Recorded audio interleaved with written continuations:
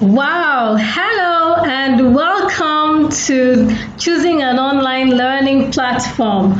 I've decided to put this together to just help you, get tips on how you can choose an online learning program.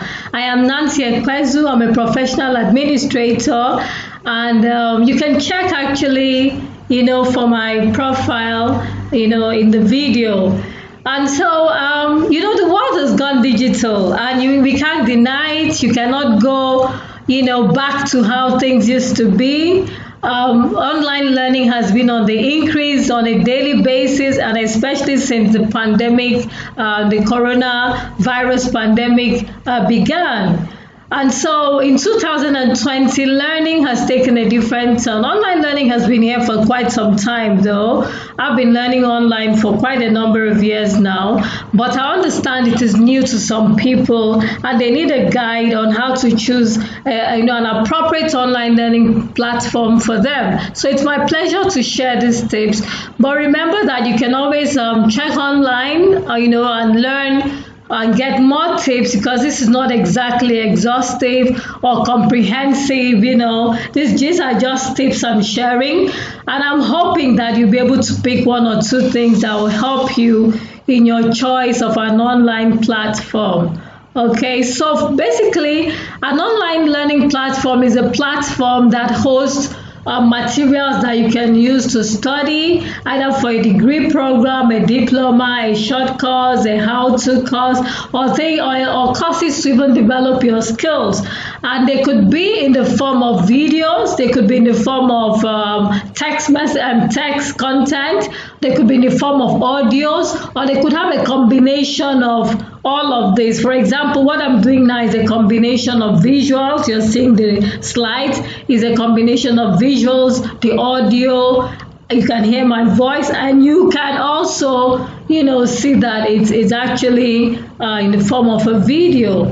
So that's basically it. So now, a few things will determine your choice of an online platform. For example, what would you like to learn?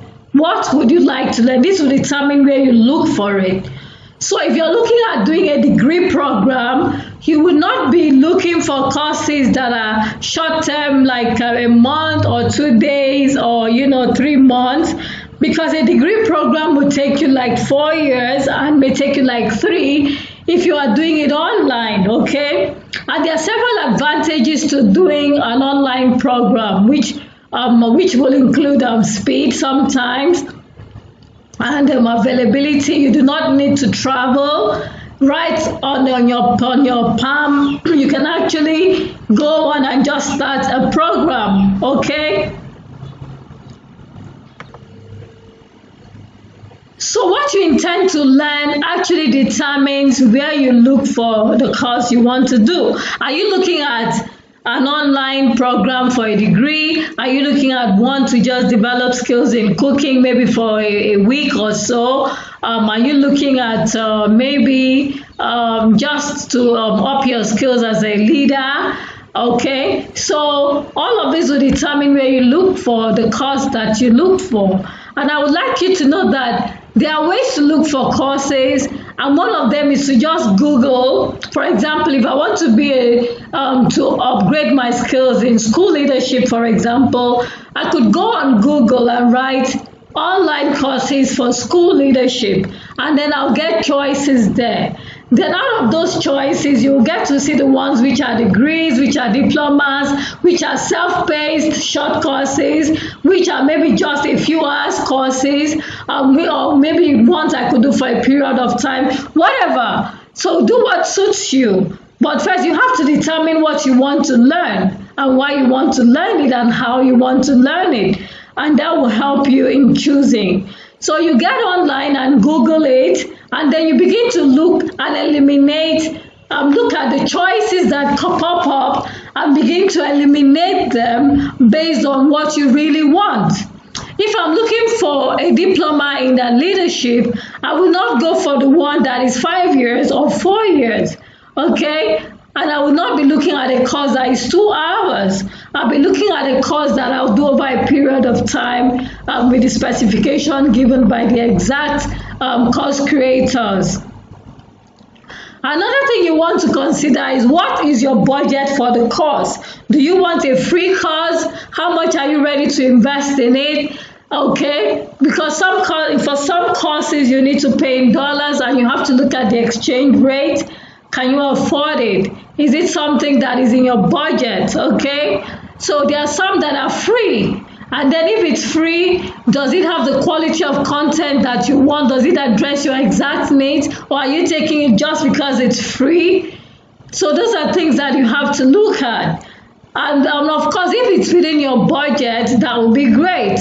But remember that a lot of top-notch online courses are not free. But I know recently a lot of schools have opened up their platforms because of the pandemic. And so you may want to take a look at a lot of the free courses that are being passed around and, that people are actually advertising. So your budget is very important. If you cannot afford it, then you cannot have it. Just like conventional brick and mortar schools, online courses come with their fees as well. And so you cannot say, oh, I just want free courses all the way. Some free courses may not address your exact need. They may just be good, but they may not really address your exact need as an individual. So your budget is very important. How much are you willing to spend on it? Okay, and how much time are you even willing, apart from the cost financially, how much time are you willing to invest on it? For some courses, they'll tell you that you have to have a minimum of 30 hours a week, a minimum of maybe 40 hours a week, or a minimum of 20 hours a week, or 3 hours. It all depends on how long it takes to complete the course. Are you willing to invest this much time? Do you have that much time at your disposal to actually do this course?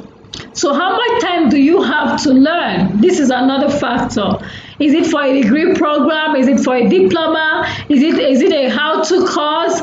Like a friend of mine came up with courses recently on, on several things.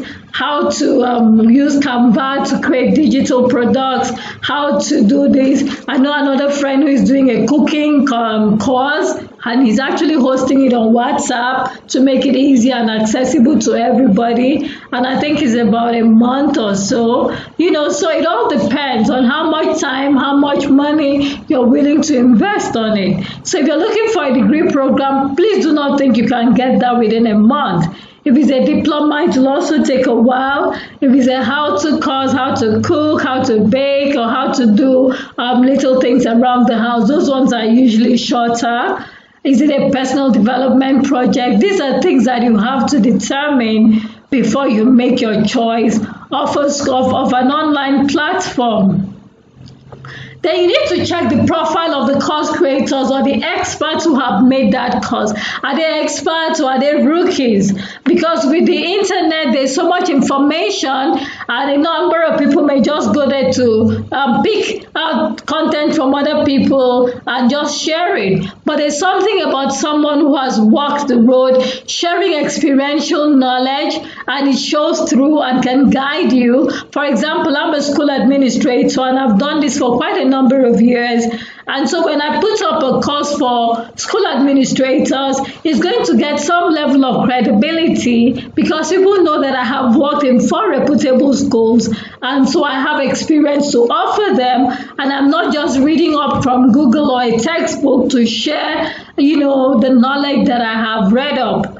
So it's very important to check out the profile of the course creators. Are they teaching you things that they do? Or did they just read them up from Google? Did they just pick up a textbook? Or did they just take someone else's course and then they decided to duplicate it and to make money out of it? So those are things that you would want to also consider. The profile of the course creator. What is their experience? Is that their area of specialization? If I decide, for example, to put up a course for engineers, that would be very odd.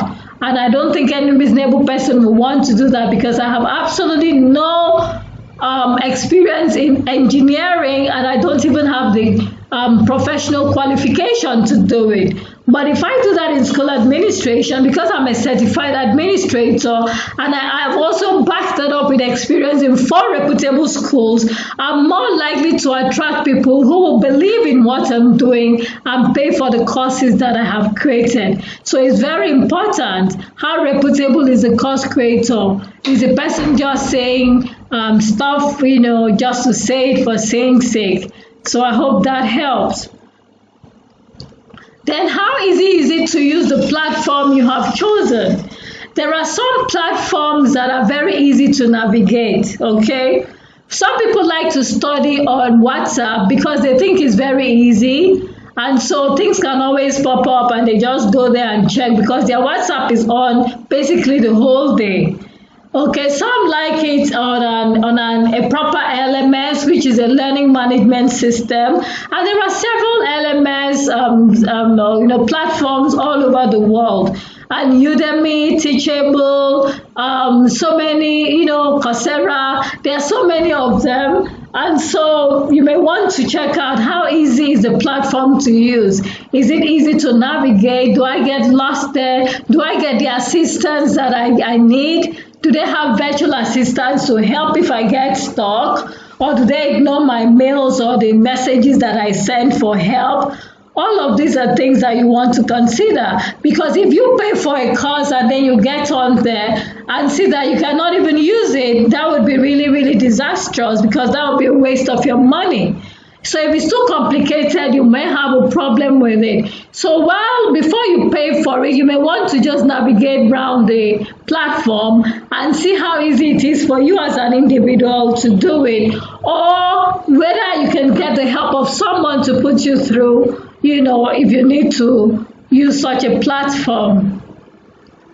Then, of course, you may want to know what are the recommendations of those who have taken the course. Would those who have taken the course refer you to take it? For some online courses, you'll see reviews of the course by people who have taken it. So if people go online and say, yuck, this course is just trashy, I don't think I got any value from it, do you think you'd want to take such a course? I doubt if you would. Really, I doubt. Because if people are telling you I didn't get value, or the person just copied from Google, copied word for word from maybe a blog in Google and decided to make a course out of it, then you may not want to take such a course, because the person is not sharing experiential knowledge. Okay? So recommendations from those who have taken the course is important.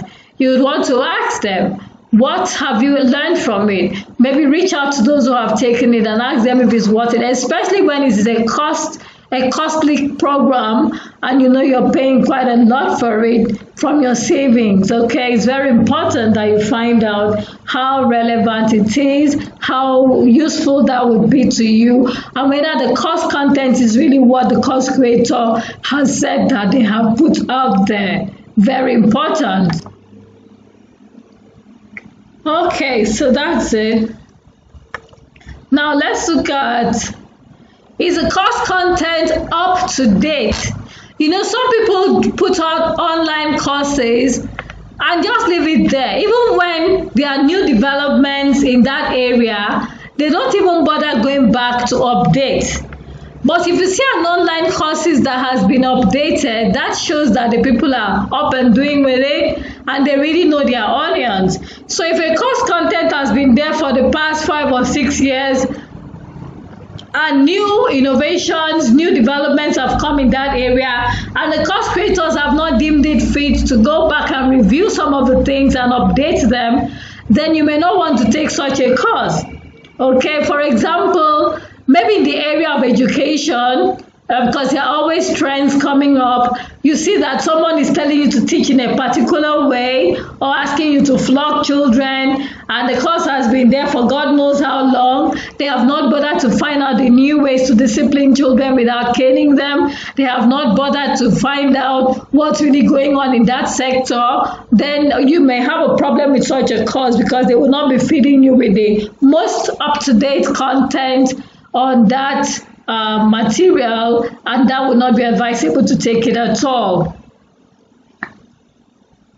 I hope you have found these few tips useful.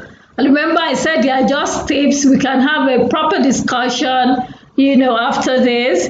But please do ask the questions that you have, and I'll readily be available to answer them. Or like I said earlier, I advise that you also check up online to see what you can pick to add to the tips that I have given. Okay, so you've already met me. I said I'm Nancy Ekpezu, and you can meet me on my website. You can join my mail list on my website, www.nancyekpezu.com. I also have online courses there. You may want to take some of them. There's one on winning at office politics. It's a very great one. And you can reach me on WhatsApp at +234 803 5880 367. You can get me subscribe to my YouTube channel, Nancy Ekpezu. Join my online community, Administration with Nancy. Okay, and on Instagram you can get me as Nancy Ekpezu. On LinkedIn, I'm also available as Nancy Ekpezu, and I hope you have got value from these tips. They are just tips, like I said. This is not like a full lecture to go in depth into everything. So I hope you've been able to get tips enough to guide you on how to choose your online course. And I look forward to seeing you in the next video. I also look forward to having you visit my website and subscribe to my YouTube channel and follow me on LinkedIn and Instagram. Thank you very much. I've had a great time doing this, and I hope that you have too. Thank you. See you in the next video.